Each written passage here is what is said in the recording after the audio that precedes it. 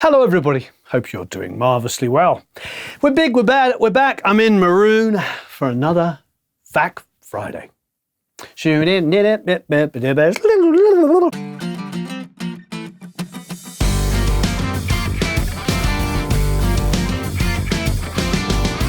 So please check out producelikeapro.com.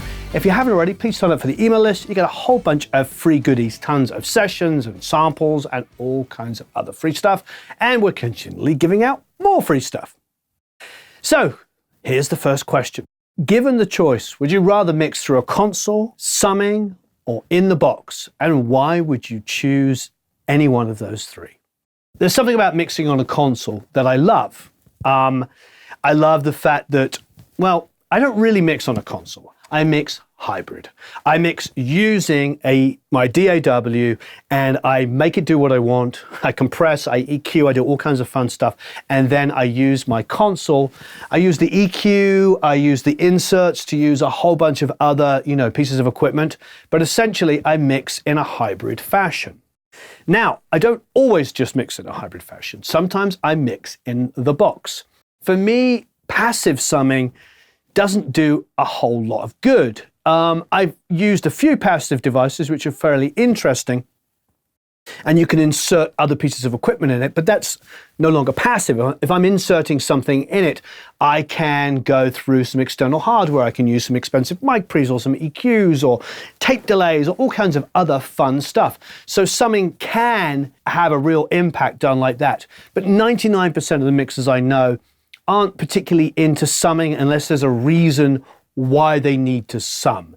In fact, a couple of guys I respect don't like summing at all because they think it actually just means they're adding another couple of stages of redigitization, which I sort of also, understand, because you're going to go digital to analog and then analog back to digital in. So maybe their theory makes some sense as well. So for me, the best situation is either in the box entirely and use that to get really loud slamming mixes and something that in the box is uniquely qualified to do, or work in a hybrid situation and get out of there and have dynamics, compression and EQ and access to other things. So for me, there's definitely pros and cons of both things. If I was doing mainly EDM and modern rock, I'd probably stay mainly in the box. But as it is, I like the choice. I like mixing either with the console in a hybrid fashion or staying in the box. Gives you a lot to choose from. So some of you may have realized that we were at Summer NAMM the last week or so. It was a lot of fun. Got back from Nashville on Tuesday night, and subsequently, the last couple of days, I've been working with Charlie Klauser, you remember from Hansa Studios in Berlin. So that's been a lot of fun. So check that out. There'll be some videos coming from that as well. But there's a couple more NAMM-tastic things we want to do. And they seem to make perfect sense because one of the questions we get is this. When working in hybrid, do you find recalling your settings very difficult to do? Is it time consuming? And does that make you want to work more in the box? Yes, yes, and yes. So there's a couple of great companies about. And one of those, of course, is Wes Audio, and they make the Dion, which we've already reviewed. A great product. If you remember their SSL compressor, SSL style compressor, I should say, is completely controllable with a plugin. They've also been nominated this year for a tech award, so that's rather wonderful. Also, our very, very good friends, Tigala, that's Michael Cruz's company, Tigala, have a really, really amazing compressor that is completely controllable. This machine, the Schwerkraft Maschine, I don't know if I said that properly. Michael, if I messed it up, I apologize, is an amazing compressor. Next week, we'll do a video on it. Michael came to Hansa Studios and demonstrated it for about an hour. It is an amazing machine. And what this compressor does is it emulates a whole bunch of characteristics from a whole bunch of different compressors. And it's completely controllable via a plugin. It is an amazing machine. So further to that, let us get into a little bit of NAMM-tastic information. Our friends at AMS Neve have the Genesys console. I've used it many times. I'm sure you're very aware of the console if you follow AMS Neve. They have a couple at Capitol Studios, And they've recently done exactly what you're asking about. They've now incorporated their complete analog workflow into plugins inside of your DAW.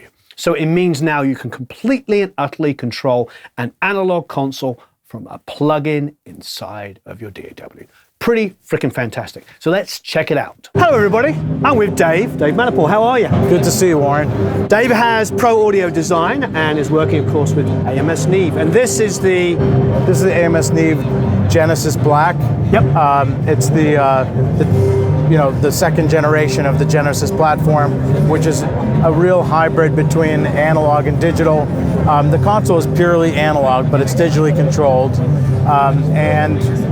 What we're showing here at the show is a brand new plugin called Genesys Control. Genesys Control is the ultimate binder of all of the technology that makes up Genesys, and it's something they've been working towards for a while, and it's finally here, and it's pretty amazing. What it does is it allows all of the analog functions of the console to be controlled through a plugin that lives in your DAW. So if you have Pro Tools or Nuendo or anything VST, you can apply this plugin to any channel that you want to control the channel. So in the channel, it's a dual input console, so you have a monitor and input path. Every 8-channel bucket has 3 option slots, one for EQ, one for dynamics, and one for conversion. There's 2 options for EQ. One is the 88R, which is a 4-band EQ taken directly from the 88R, and the other one is the 1084, which is the 8068 EQ. Right. And it's pure analog, Class A discrete, just like the module, but it's digitally controlled. So that allows it to be instantly resettable and recallable. But with the plugin, it's now dynamically automatable. So anything that I have in this plugin screen, I can automate in my DAW session. Wonderful. And that allows you to do a lot of different things. It's also even allowed them to add more features than the hardware version had without the plugin. Sure. And for example, you can automate both the input and the monitor path. So this particular frame size is called a GB32. It's got 32 inputs, 16 channels, and 16 mic pre's. The mic pre has the 1073 transformer. But overall, this console is derived from the 88R. So we have the 88R mix bus and channel electronics, but with the benefit of the 1073 transformer. So you get that nice iron that I know you love that sound yourself. We all love 1073s. That's right, and it gives you that mid-range cohesion and that wool that makes instruments sound more musical. But with the 88R type electronics, we have a more wide bandwidth, high resolution sort of sound. Wonderful. No, I love this kind of technology, and I'm so glad to see you guys moving into digitally controlling stuff, because that is not only the future, it's kind of the present, because we're getting tons of stuff to work on. The way budgets are for a lot of professionals is you need to multitask on many, many things.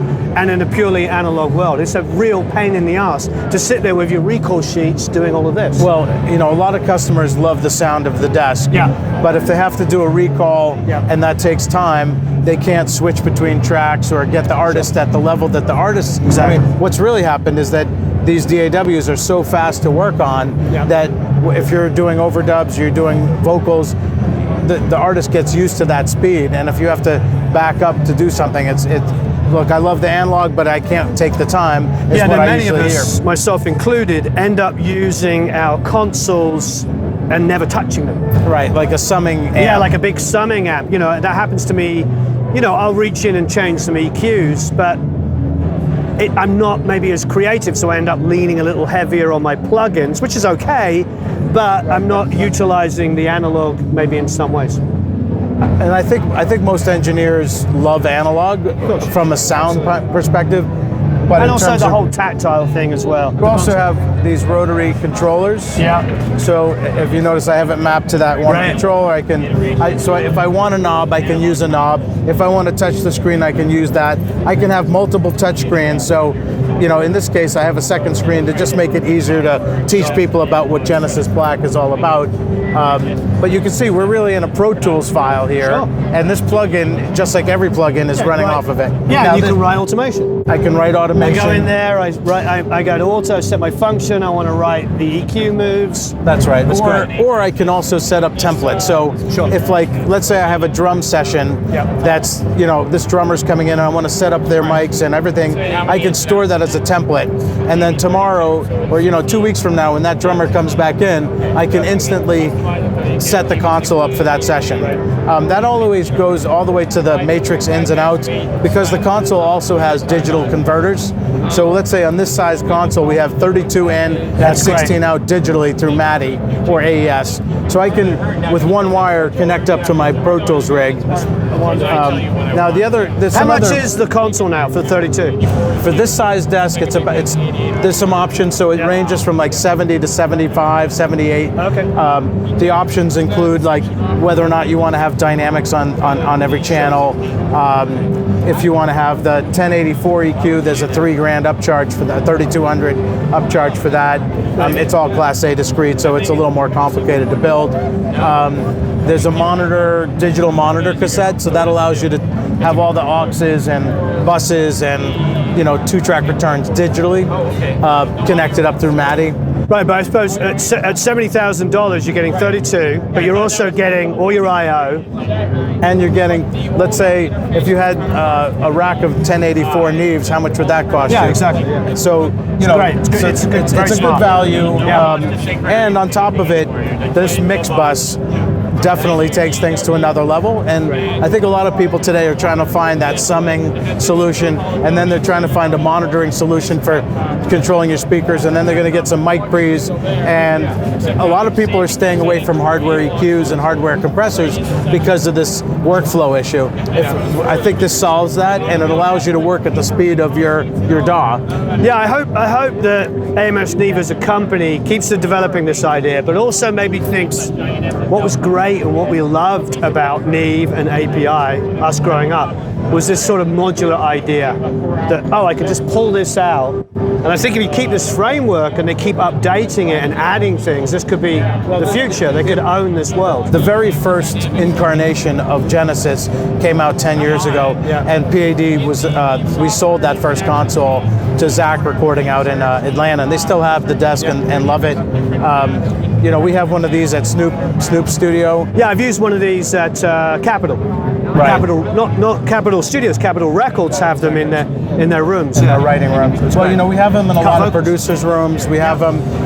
We have some in commercial studios. And now with the with the plugin, what we found is that someone sits down. A lot of people have come up without a console. They came up with a Pro Tools or Nuendo or Logic, and getting on an analog console might be intimidating for that type of customer. When they sit down and they see the plugin, they go, I can just drive that right there. So it's really opening the door to another generation of engineers. But the one thing that's clear is that when you run your audio through there and listen on this mix bus, it's an improvement, and it's something you can't get in a plugin.